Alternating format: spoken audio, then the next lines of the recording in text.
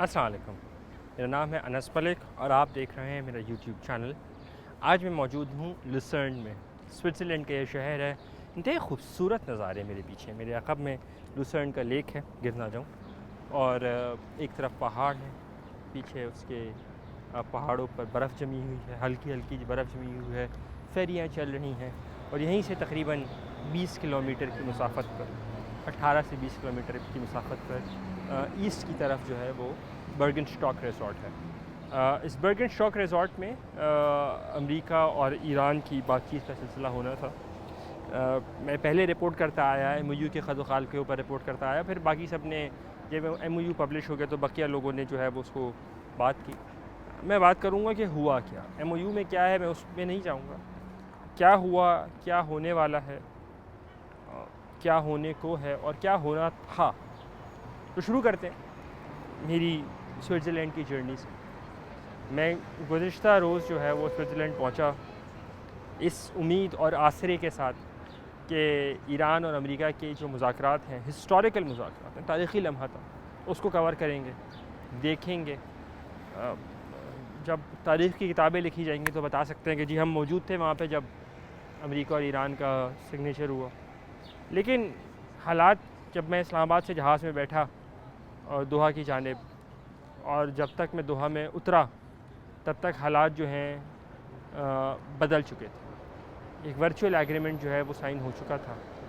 एक सीनियर अहदेदार ने बताया था कि शायद ऐसा ना हो, लेकिन मेरी अंडरस्टैंडिंग ये है बाद लोगों से बातचीत करके कि वर्चुअल एग्रीमेंट अमेरिका की इंसिस्टेंस के ऊपर साइन किया गया, क्योंकि अमेरिका को ये लगता था कि शायद इस पूरे प्रोसेस को जुम्मे से पहले, गोया आज से पहले जो है वो इज़राइल स्कटल कर देगा।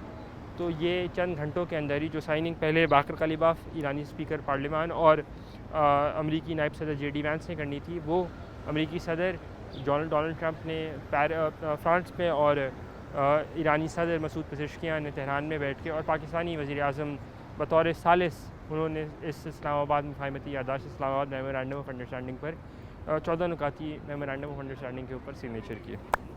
अब अगर ये सिग्नेचर नहीं होते तो आज ये बातचीत का सिलसिला होता। यहाँ से तकरीबन 18 किलोमीटर दूर जो है वो बर्गनस्टॉक रिज़ॉर्ट है, वहाँ पर ये बातचीत का सिलसिला होता। पहले साइनिंग होती, साइनिंग से पहले लिमिटेड मीडिया जो है वो अलाउ होता, और उसके बाद पहले बैठते लोग, साइनिंग होती, वज़ीर आज़म की थोड़ी सी तकरीर होती, साइनिंग होती, पाकिस्तान की आला सिविल अस्करी क़यादत वहाँ मौजूद होती। साइनिंग करने के बाद बातचीत का सिलसिला होता, फ़ोटोज़ बनवाई जाती, और फिर एक इनफॉर्मल डिनर होना था। ये तो क्या होना था ये मैंने आपको बता दिया। जब वो बातचीत का सिलसिला होता तो वो साइनिंग के फ़ौरन बाद होता, तो वो एक बड़ा कंस्ट्रक्टिव मरहला होता। अब हुआ क्या हुआ, मैंने थोड़ा सा कवर किया है कि वज़ीर आज़म ने क्योंकि वर्चुअली साइन कर दिए ईरान ने और अमेरिका ने, तो फिर दोबारा से साइनिंग सेरेमनी का कोई तुक नहीं था। अच्छा, ईरानी साइड का ये कहना है कि क्योंकि पॉइंट 1, 4, 5 और 11 के अंदर सर्टेन कमिटमेंट्स किए गए हैं अमेरिका की तरफ से, और वो कमिटमेंट सैंक्शंस रिलीफ, लेबनान में seize fire, oil sanctions, petrochemical की सैंक्शंस, पैसों के हवाले से किए गए हैं, तो वो अमेरिका को जो है वो करने चाहिए, वो उनको कंप्लीट करनी चाहिए, उनको ऑनर करना चाहिए। और जब तक वो ऑनर नहीं करते तो फिर बातचीत का सिलसिला कैसे चल सकता है, क्योंकि लिखा हुआ है उसमें एक्सप्लिसिटली कि जी बातचीत तो उस वक्त शुरू होगी जब तक ये मामला नहीं होंगे। पाकिस्तानी साइड जो है वो उसको वापस आना था, लेकिन बातचीत हुई, कोई आसरा था दोनों साइडों से, तीनों साइडों से कि जी चीज़ें शायद आगे बढ़ जाएँ। यही वजह है कि JD वैंस ने अपनी प्रेस कॉन्फ्रेंस में भी ये कहा कि he looks forward to coming to Switzerland at a later time. लेकिन ओवरनाइट वो चीज़ फिर वो मटेरियलाइज़ नहीं हो सकी। गर्मी बहुत है इधर वैसे, 34 डिग्री है, पानी बहुत साफ़ है, लेकिन उसके बावजूद 34 डिग्री है, और यूरोप में वैसे ही AC का कॉन्सेप्ट नहीं होता। खैर, JD वैंस ने अपनी प्रेस कॉन्फ्रेंस की और उसमें उन्होंने कहा कि वो लुक फॉरवर्ड करते हैं, लेकिन ओवरनाइट ये हालात बदल गए।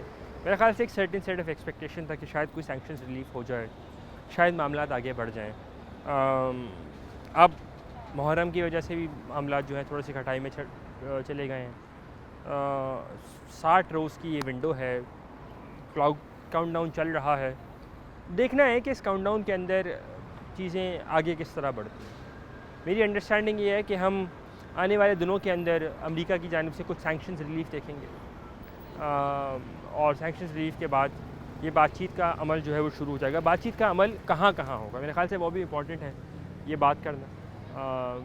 बातचीत क्योंकि टेक्निकल सतह पे होगी, और टेक्निकल सतह की 3 कमिटीज़ बनी हुई हैं, एक लीगल, एक पॉलिटिकल और एक इकोनॉमिकल।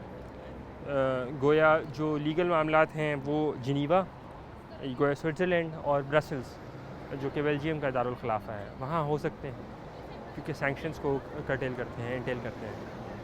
और जो दूसरा जो पॉलिटिकल मामला है वो क्योंकि न्यूक्लियर फाइल को डील करेगा, वो पाकिस्तान में होने के आसार हैं, और जो इकोनॉमिक मामला है वो दोहा में होने के आसार हैं। उसके साथ साथ मामलात हाइब्रिड तौर के ऊपर भी डील किए जा सकते हैं। लेकिन ये मामलात उसी वक्त चलेंगे जब थोड़ी सी हमें मूवमेंट नज़र आएगी, ईरानी साइड और अमरीकी साइड के दरमियान थोड़ी लचक का मुजाहरा दोनों साइड से किया जाएगा, जो कि फ़िलहाल हमें नज़र नहीं आ रहा। लेकिन पाकिस्तानी मीडिएटर्स लगे हुए हैं कि किसी तरह इस गैप को ब्रिज किया जाए।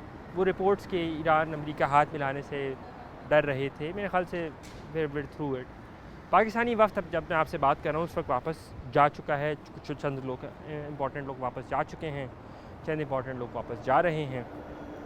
तो अब आने वाले दिन जो हैं वो बड़े इम्पॉर्टेंट होंगे। देखना होगा कि किस तरह मामला जो हैं, क्योंकि क्लॉक चल रही है, 60 रोज़ के अंदर ये मामला तय करने हैं, तो 60 रोज़ के अंदर मामला किस तरह होते हैं ये देखने लायक होगा। और जुड़े रहिएगा मेरे यूट्यूब चैनल पे। लुसर्न से मैं आपसे मुखातिब हूँ, और शायद आने वाले दिनों में वापस पाकिस्तान भी चला जाऊँ, तो राब्ते में रहते हैं। मुलाकात होती है आपसे अगले व्लॉग में। अल्लाह हाफ़िज़।